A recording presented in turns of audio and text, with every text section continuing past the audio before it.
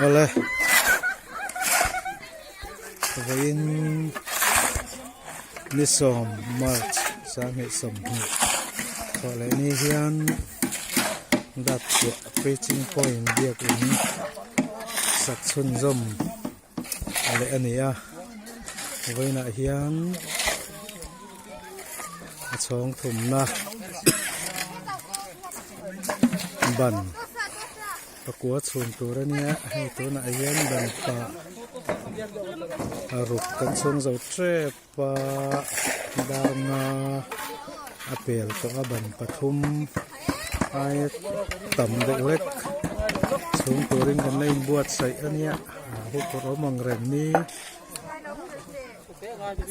อาจจะรวยตัวมาเจ้าส่วนนี่เจอดีนังข้ากันมาหมดแล้วไหมอินป้อนี่เสียให้ไว้หน้าเฮียนแรงปุ๋ย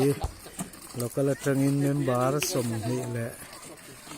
ปังอาเจ็ดไหมนั่นฝักชัวกะดับชัวโตชันน้ำนวลบกะจงตะส่วนคุณได้เบียกอินสักนาให้กันส่วนจมแล้วนี่เราครบมายาให้มีบันที่พุ่นรอชวนบีมสูงแรงจุดเบียกอินชวดอินหาหน้าตัวนี่ต่อดอนนี่ฉันให้ง่ายตัวเต้นฉันให้มันง่ายเลยเนี่ยอันหาต่อวิววันนี้ก็สันเฮาเตะนี่ละเลยตั้งวาลเต้นอุปังเต้นเนี่ย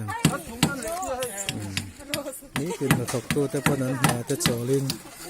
เห็นดีเลยงินคนนั้นมังอะมาเราคุยครบไหมก็สันเฮาเต้นมาสอนมาตั้มตักกันดงก็เลยเดียวกันสักหน้าเห็นท่าตั้มตักแรงคุยเดียวเต้นเส้นต่อนี่เราปั่นถอกปีเส้นคุยกันริงกุตะกันนี่หัดลัดกันนี่ไว้นั่งกลางตกไปส่งส่งลองถือกันเสีย